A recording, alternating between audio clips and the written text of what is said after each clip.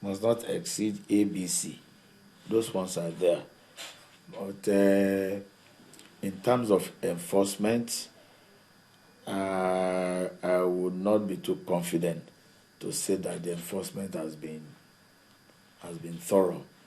But the regulations are there. Government should be enforcing the what is discharged into the lagoon.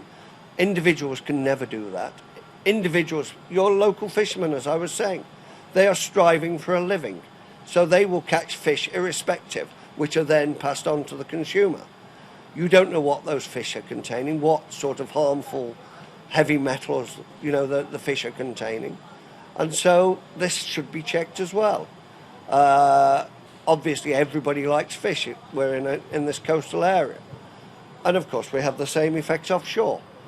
The level of pollution is high. You see, as we were saying earlier, you see the oil on the beaches because the discharge from a lot of the boats that linger offshore sometimes for weeks on end. And again, it needs for these laws on pollution to be rigorously enforced.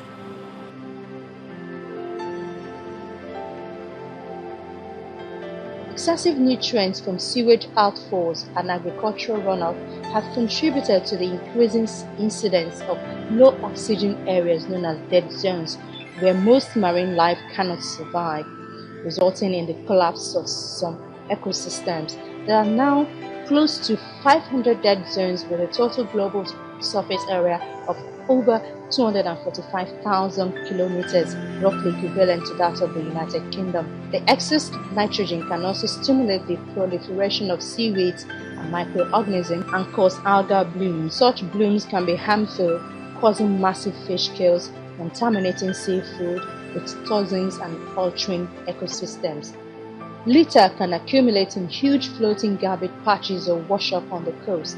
Light, resistant plastic floats in the ocean, releasing contaminants as they break down into toxic microparticles that animals mistake for food. Fish and birds can choke on these particles, get sick as they accumulate in their stomachs, or become entangled in large debris.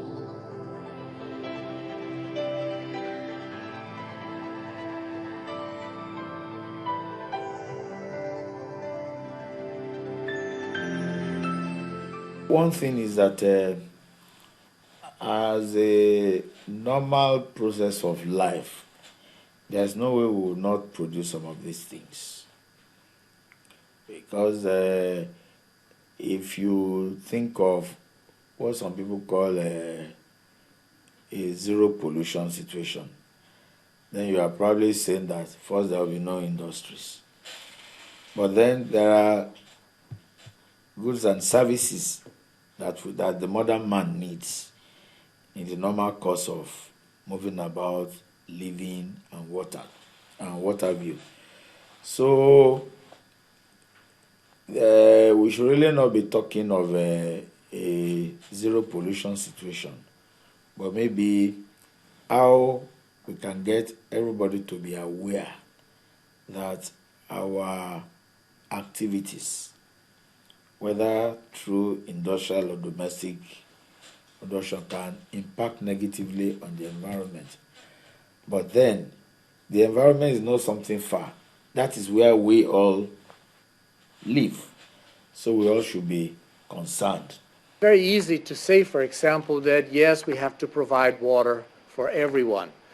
But how do we do it? How do we deliver such an objective? So the traditional way of doing things is to work in silos, isolated. So each of these agenda, food security, water, energy, poverty, eradication, etc., have been dealt in a somewhat isolated way.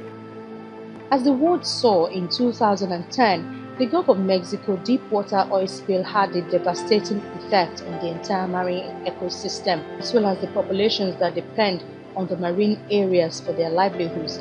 Smaller oil spills happen every day due to drilling incidents or leaking motors and cause the death of birds, marine mammals, algae, fish, and shellfish. As when human populations were much smaller, the solution was to move on. So you destroy your natural resources in one area, And then you move on to another place where there's plenty of natural resources to exploit. Well, that solution is not available anymore. We're reaching the limits of the planet. That's the reality. And societies have to learn this, that they have to change the way they utilize natural resources to fit within the capacity of planet Earth. Microplastics and plastic pellets are found on most beaches around the world. Pollution also poisons our food. The toxins and plastic ingested by fish and shellfish end up in our plates, and the consumption of shellfish and other seafood is often banned briefly to avoid food poisoning.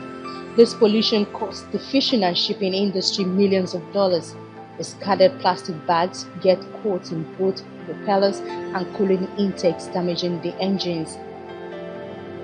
The biodiversity agenda is not just about a problem. Yes, we have a problem. We're losing biodiversity very fast, and that will have consequences because we take it for granted. We depend on biodiversity for many things, and we're losing the capacity of the natural ecosystems to provide the goods and services which we count on for our daily lives. Loss of habitat and biodiversity is increasingly impairing the ocean's capacity to provide food and other services. The extinction of fish species could lead to starvation or undernourishment. Ghost fishing that occurs when discarded fishing nets entangle marine life indiscriminately as they continue to float in the ocean, reduce fishers' revenues from lost catch. The assurance that the work has to be carrying not only from the government point of view, private sector is very critical to this matter. In most of cases, we draw the situation down to the realm of government, federal government, state government. No. The extent to which they can work on this, it can be effective on this one without carrying the private sector along with us, is still going to be a problem. So far, how would you describe the participation of the private sector? Well, the private sector at the level, I think we need a lot more sensitization of private sector to key into this area. Private sector may look at it from the money making only, but we look at it beyond that: security, safety, and be able to protect our own environment. An important area we can talk about: exploitation of deep sea resources, minerals. We can talk about fishing.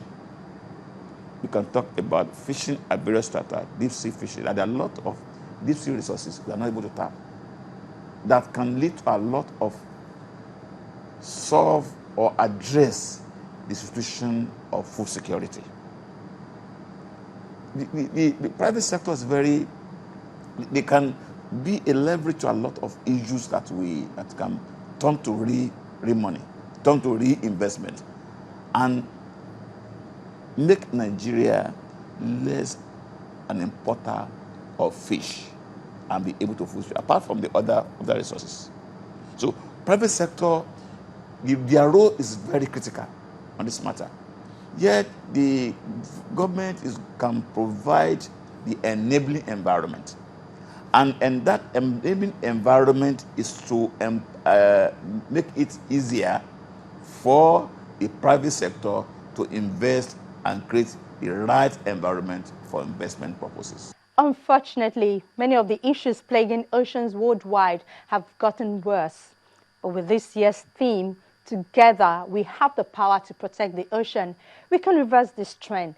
That's our package this week. But you can still view us by visiting youtube.com/channelsweb or check us online at channelstv.com/Earthfile. And don't forget, we love to hear from you.